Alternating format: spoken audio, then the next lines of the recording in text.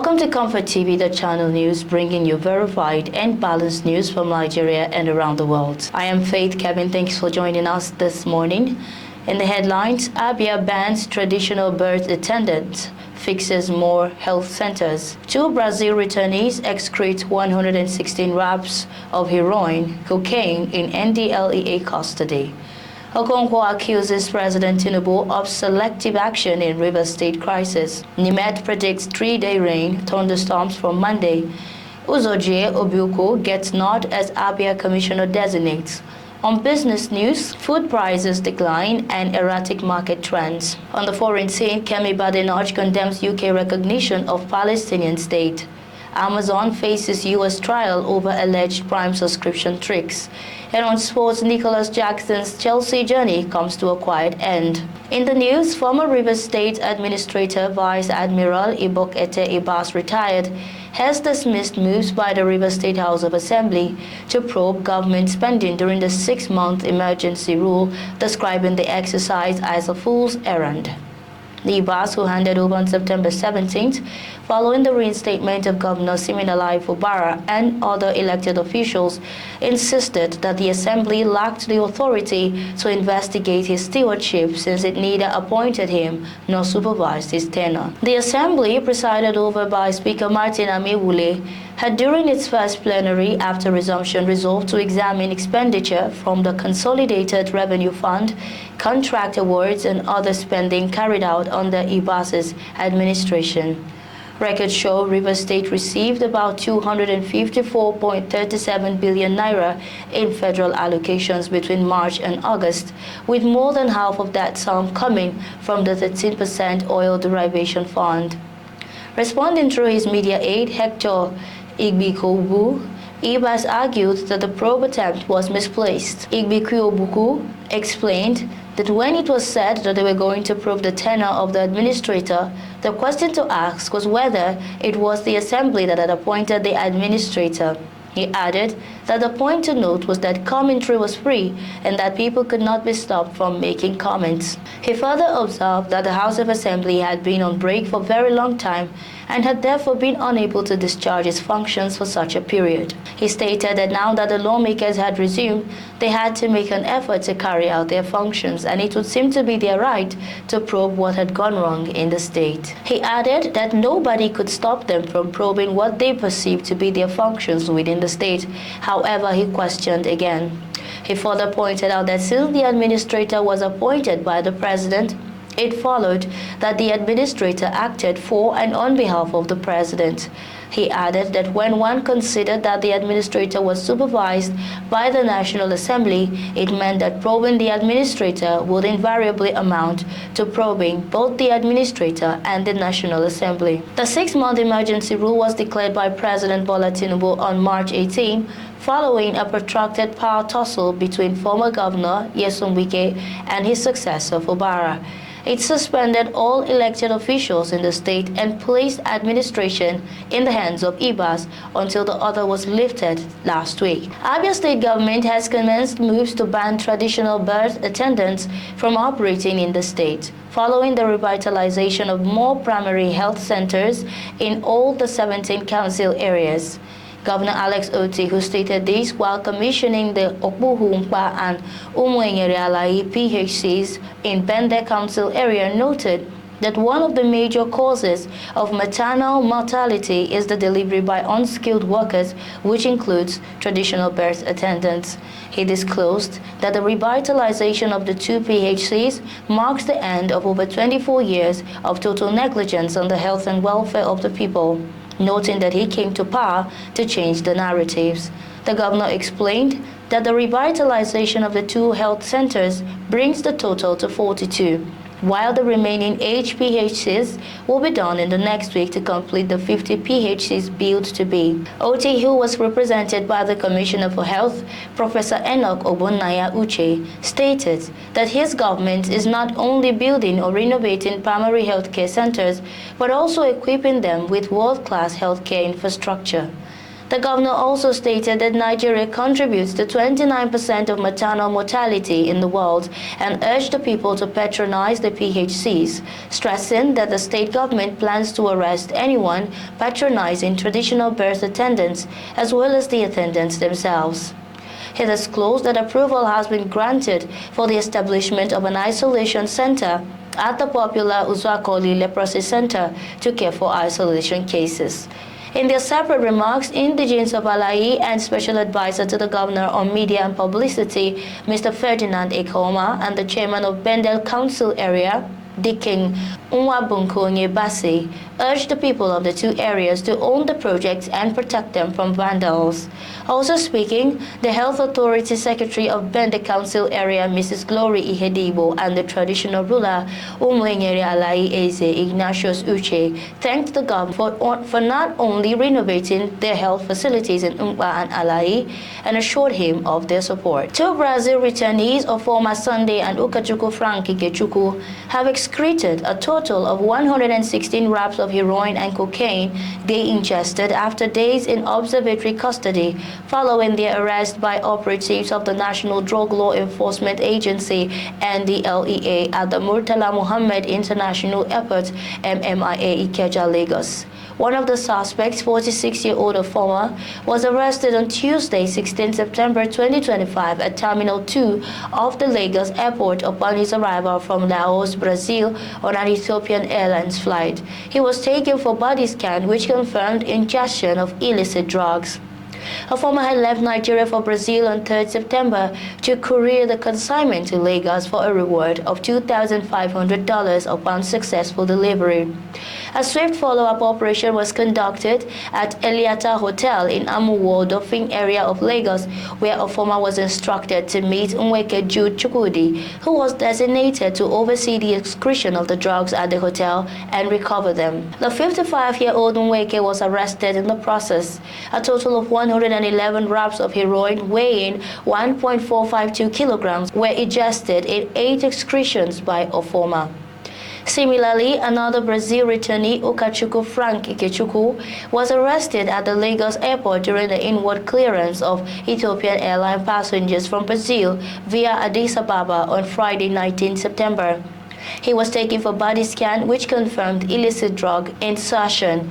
Under exclusion observation, Ukachukwu expelled 5 big wraps of cocaine weighing 145 grams. In his statement, he confessed to have bought 9 wraps of the Class A drug in Brazil and inserted all into his anus, a process he claimed took him nearly 2 hours. During his transit through Addis Ababa, Ethiopia, he said he began to experience severe anal pain and decided to remove the wraps from his body. He stated that in an attempt to meet up with his connecting flight to Nigeria, he could only manage to reinsert 7 wraps, after which he flushed the remaining 2 wraps in a toilet. The suspect revealed that while on board his flight to Nigeria, he felt pressed and uncomfortable, which compelled him to use the lavatory. During the process, he expelled an additional 2 wraps, leaving him with only 5 wraps in his anus.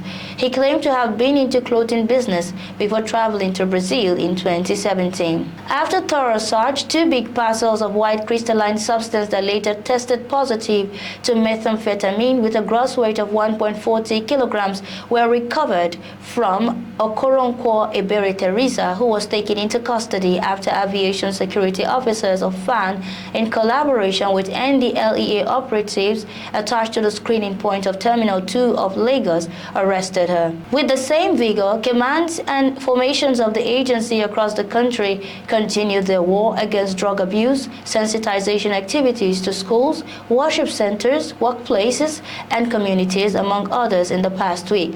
The chairman and the chief executive officer of the NDLEA, Brigadier General Mohammed Buba Marwa, retired, stated that the arrest and seizures represented a significant milestone in the agency's determined efforts to dismantle drug trafficking. Prominent Nigerian lawyer and political figure Kenneth Okonkwo has publicly criticized the administration of President Bola Ahmed Tinubu over its handling of the 6-month federal intervention in Rivers State.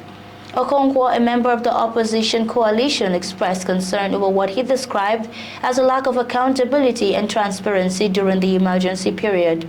The legal practitioner aired his grievances in a statement posted to his official X, formerly Twitter account.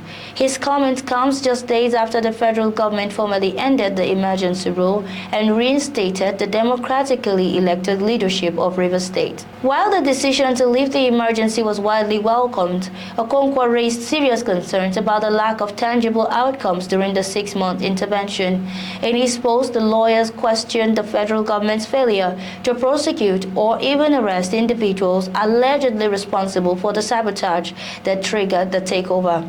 Okonkwo questioned the president of why he had taken over the government of Rivers State for 6 months without a single arrest of those involved in vandalizing oil pipelines and critical infrastructure. He argued that such inaction undermines the stated justification for the federal government's move to suspend democratic governance in Rivers. He went on to contrast the situation in Rivers with events in Benue State earlier this year, where President Tinubu, during a condolence visit, instructed the IGP of police to arrest suspects linked to violent attacks in local communities. He said the swift response in Benue makes the federal inaction in Rivers appear inconsistent and selective. Supporters of the federal government, however, maintained that the emergency rule in Rivers was crucial for restoring order and protecting national assets in a region vital to Nigeria's oil economy. The Nigerian Meteorological Agency NIMET has predicted rainy and thundery weather conditions from Monday to Wednesday across the country. NIMET's weather outlook released in Abuja envisaged isolated thunderstorms on Monday with light rains over parts of Adamawa and Taraba during the morning hours in the northern region. It envisaged isolated thunderstorms with light rains over parts of Kaduna, Gombe, Kebbi, Zamfara, Adamawa, Bauchi, southern Borno, and Taraba later in the day. According to NIMET, a cloudy atmosphere with sunshine intervals is anticipated over the southern region. NIMET's forecast cloudy atmosphere and intervals of sunshine over the central region, with chances of isolated thunderstorms with light rain over parts of the Federal Capital Territory. According to NIMET, cloudy skies are anticipated over the southern region, with prospect of light rain over parts of rivers. It urges the state with possibility of flash floods to activate emergency response plans immediately and the public to drive on the rain with caution. The Abia State House of Assembly has confirmed the nomination of Mr. Chiemela Uzoije and Dr. Salome Obiuko as commissioner designates in the state. Their confirmation followed their earlier nomination by Governor Alex Oti and subsequent screening by the lawmakers. The confirmation was announced during plenary by the Speaker of the House, Right Honorable Emmanuel Emeruwa. Reading the governor's letter, the speaker explained that the nominees had been thoroughly screened at an executive session of the assembly, where they were found competent and suitable for appointment as commissioners in the State Executive Council. He added that the House carefully considered their qualification, experiences, and capacity to contribute to the development of Abia before granting approval. Our correspondent also gathered that the Assembly also confirmed the appointment of Mrs. Virginia Igbanibo as Deputy Clerk of the House of Assembly. Mrs. Igbanibo had been serving in an acting capacity in the position for some time before her formal confirmation by the legislators. Lawmakers at the plenary session commended Governor Oti for presenting capable individuals for public service, stressing that their contributions will be critical to advancing good governance and strengthening the capacity of state institutions. With this confirmation, Uzoije and Obiuko are expected to join the State Executive Council once sworn in by the governor, while Igbanibo's confirmation as deputy clerk is expected to bring stability to the administrative structure of the assembly. The confirmation marks another step in the ongoing efforts by the OT administration to assemble a competent team to drive its reform agenda for the state. ComfortTV.channel news returns shortly with business, foreign, and sports news.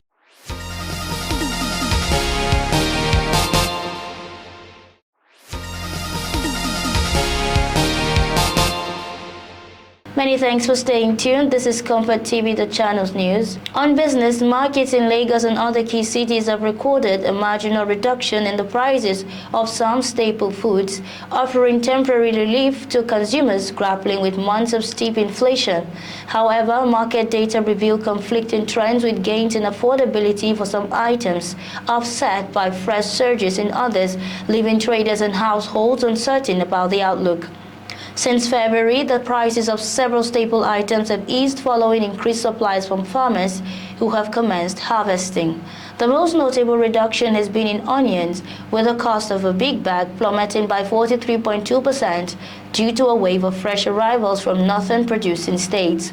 Prices also fell for egusi, melon, white gari, beans, frozen fish variety such as kote and titus, a 25-liter gallon of vegetable oils and yams. Traders linked the spikes of prices in food to poor road conditions, rising logistics costs, seasonal scarcity, and currency depreciation. Since August, a few staples have recorded marginal reductions. On the foreign scene, opposition Conservative Party leader Kemi Badenoch has strongly faulted the decision of the Labour-led UK government to formally recognize the State of Palestine, condemning the move as absolutely disastrous. Badenoch warned that the United Kingdom would one day regret embarking on what she described as a reckless and ill-considered foreign policy step. According to her, the government's action represented not only a diplomatic miscalculation, but also a dangerous precedent that undermines global efforts to combat extremism. She emphasized that by granting recognition without attaching any meaningful preconditions, the government had effectively rewarded terrorism, particularly the violent activities of Hamas, which she accused of continuing to threaten regional stability. Still on the foreign scene, Amazon appeared in a U.S. federal court in Seattle on Monday to answer a lawsuit brought by the Federal Trade Commission (FTC), which accused the e-commerce giant of using deceptive design tactics to push millions of customers into its Prime subscription service and making it unnecessarily difficult to cancel. The FTC, in its complaint filed in June 2023, alleged that Amazon relied on so-called dark patterns during checkout to steer consumers into its $139 per year Prime service without their clear consent. It further claimed that the company deliberately designed a complex cancellation process, internally referred to as Iliad, in reference to Homer's epic about the long Trojan War. The case has been heard by Judge John Chun, who is also presiding over a separate FTC lawsuit that accuses Amazon of maintaining an illegal monopoly, scheduled for trial in 2027. Both suits form part of a growing wave of bipartisan legal action seeking to rein in the dominance of U.S. technology giants after years of limited government oversight. On sports, the chapter between Nicholas Jackson and Chelsea appears to have officially closed. According to transfer expert Fabrizio Romano, the feeling within the club is that the Senegalese striker will not wear a Chelsea shirt again, with his loan switch to Bayern Munich effectively ending his time at Stamford Bridge. Jackson arrived at Chelsea with high expectations, signed from Villarreal as part of the club's major rebuild under new ownership. Sean, as a forward with pace, flair and potential, was meant to lead the line and develop into a reliable goalscorer. However, things never fully clicked for him in London. While he showed flashes of ability, his overall impact was inconsistent, and doubts quickly grew about whether he could handle the responsibility of being Chelsea's main striker. Still on sports, Turkish media have given an early verdict on Andre Onana, only 2 games into his loan spell at Trabzonspor away from Manchester United. The goalkeeper has departed United for the remainder of this season after falling out of favour at Old Trafford and no longer being Ruben Amorim's first-choice selection.